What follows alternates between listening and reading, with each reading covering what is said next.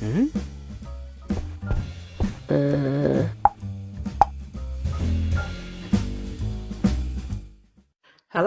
good evening and welcome to another Facebook Live session where I waffle on inanely for the first minute or so, if I can, to give everybody a chance to join and engage and connect, and fail dismally and then just start talking, because you can watch this on catch up and it will be shared for you to watch any point in the cave or maybe elsewhere.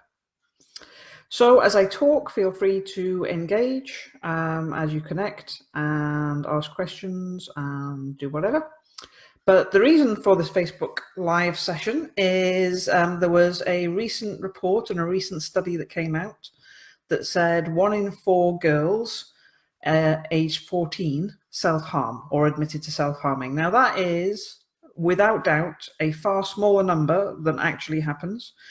And it is not something that just girls do. It's girls, boys, and adults all self-harm.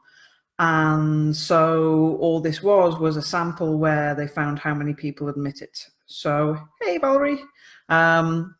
So what I wanted to do is I wanted to try and give you a little bit of insight into not how to self-harm, because this is not an instruction video, but into what might cause people to do this, and therefore, whether you do it or you know somebody who's doing it, how you might be able to interrupt that process a wee bit. Because the traditional way of dealing with kids, certainly who self-harm, is to give them a band for their wrist and to tell them to do this whenever they feel like self-harming. Or the other option is to use ice cubes to create the pain without any permanent damage. And both of those strategies totally miss the point of what self-harm is. So there are 2 things to bear in mind that are worthy of note in lots of different situations. They apply to addictions, self-harm, and all sorts of different situations. And the first one is, all behavior serves a purpose. So everything we do for a reason, even if it's not obvious what that reason is, and even if it feels that that reason is more damaging than it is helpful, all behavior serves a purpose. The other thing that goes with that is that all behavior has a positive intent. So the purpose that it serves is to protect and to make you feel better or escape at some level. And as long as the purpose for the behavior exists, you will do a behavior. So as long as you have a need to cope, as long as you have a need to escape, then whatever behavior you found works, you're going to do. This applies equally to addictions as it does to self-harm in this instance. So let's think about this for a moment and what purpose it may solve. Have you ever had that thing where you get an itch kind of here in your ear? You know, that like deep in your ear canal, and you can't get at it to scratch it, and it's really frustrating, and if you kind of poke at it, it doesn't really get anywhere near it, and you kind of end up doing this? Or is it just me? It's not just me, right? You get this itch and it's really annoying. So let's think of that as a parallel to self-harm. Sounds a bit crazy, but when you're hurting emotionally, there is nothing you can do about it. When something really hurts emotionally, and most of you will know how much emotional pain can actually hurt, whether it's pain from losing somebody, whether it's pain from feeling rejected or betrayed, or whether it's pain from feeling not good enough, feeling guilty, whatever the pain happens to be, emotional pain is a problem because it is not tangible, nobody can see it, and you can't do anything with it specifically because technically it doesn't even exist. Right? It's a construct of your mind, which, to be honest with you, any sort of pain is. But emotional pain is really difficult to deal with. And so what tends to happen is that people find coping strategies to deal with emotional pain. And there are lots of different coping strategies. Coping strategies can either replace the emotion with something positive. So let's say you've had a really bad nightmare and you're in a really bad frame of mind. You might play some really good music. Said really good lots of times then, or drink coffee, which is my solution of choice. But you might do something to break state, and or you might go into a calm place if you're feeling stressed. So you might have good strategies for creating a positive replacing emotion. But equally, you might have a strategy that is try and pretend I'm not feeling this way, you know, try and escape from the emotion, try and numb it out. And that is a far more common strategy, in fairness, that most people adopt. They either try and ignore it or they try and do something to numb it down or get away from it. So emotional pain is a real problem because it's very subjective, it's very unique to you, and nobody can see it. And that's where we come into self-harm, because the problem with emotional pain is you can't see it, you can't scratch it like that itch down in your ear, you can't put a plaster on it to make it feel better, you can't say, look, this hurts, because it's just really internal. So very often, not always, but very often, self-harm is a mechanism to externalize emotional pain. It's a way of seeing it. If you cut yourself, then you can watch it, you can see where the pain comes from.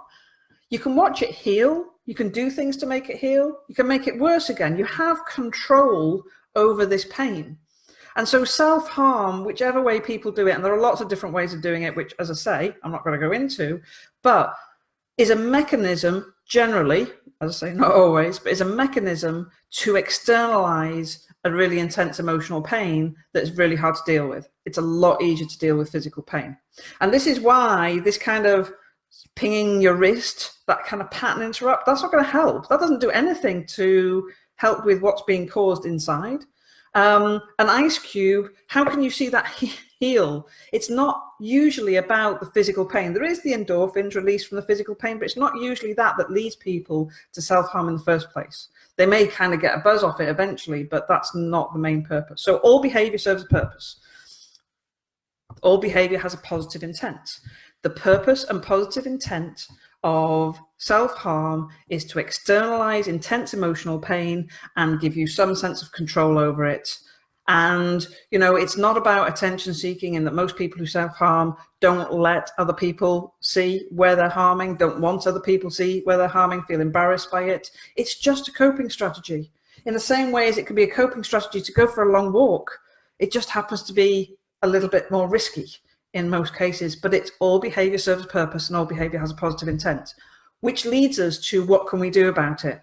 Well, if somebody's self-harming, you don't want to address the self-harm. You want to address the reason. It can be, yeah. So drinking, drug taking. So the question that's just popped up, just in case you're watching it on replay, is that drinking can be a form of self-harm. So addictive behavior is often a form of self-harm. Some of it, it's not so obvious. Going to the gym can be a form of self-harm. Pushing yourself really hard. These are all forms of externalizing an emotional pain or drowning out an emotional pain. And as long as you've got the emotional pain, you will do what works. So if you've got somebody self-harming, as long as they've got an emotional pain, they'll do what works. So there's no point teaching them how to cope with how self-harming, how to have other strategies, because it's not getting rid of the purpose of the behavior and the positive intention of the behavior. And the positive intention is to help them cope, is to help them feel in control of something. So if you want to help somebody who's self-harming, you need to kind of work out why. You need to work out what it is that they're trying to externalize, what's hurting them so much inside, and help deal with the internal hurt rather than try and find a strategy to either forget the hurt or distract from the hurt or whatever it happens to be. So yes, there's lots of different self-harming behaviors. The obvious ones you hear on the news, the study, the 1 in 4 people. But actually, when I was doing the masters and I was looking through a whole bunch of stuff about self-harm and suicide and, cheerful subjects that you do in psychology, there is a real strong link between kind of self-harm behaviors as opposed to directly cutting and hurting and that kind of stuff that people do. But this is the interesting thing about it, because when you go and see any sort of counselor or psychologist, they're going to give you coping strategies to try and not harm, as opposed to not feel the pain and help with the pain. And that's what I want to leave you guys with. Hopefully this provides a bit of an insight as to why either you or people you know do these behaviors, but also with a little bit of insight where if you really want to help people, or you're really struggling with somebody in your family that you think's doing this, there is a reason why they're doing it. There is a purpose that's being served. And if you can help them with that, then the self-harm will go away because it serves no purpose. Hopefully that makes a bit of sense.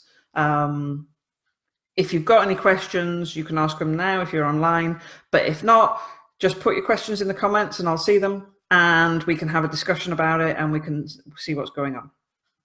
So thank you once again. It's just a short one this time, but hopefully when you read about it and when you see articles and when you know people going through this, you'll understand a little bit more about what you might be able to do to help and take it from there. And everything can change. It's always going to be the message of everything I talked to you about. If a behavior serves a purpose, if you work out what that purpose is, it's going to be a miscalculation. The thing that you think is hurting you is not physically hurting you in the same way as a tiger is. It's not causing the same sort of damage. So we can work out what the miscalculation is. We can get rid of the hurt, which gets rid of the behavior. So everything can change. If you have a child that's doing it, maybe Diary of a Teenage Mind Reader might be a good book to understand for them where that comes from. If you need something to understand a bit more about it, you can read the Caveman Rules of Survival. That'll help you a bit more. Or otherwise, just get in touch to Dawn at Think It, Change It, or on the Facebook page. So thank you for joining. Thank you for listening, and hopefully you find this useful. I'll speak to you again very soon.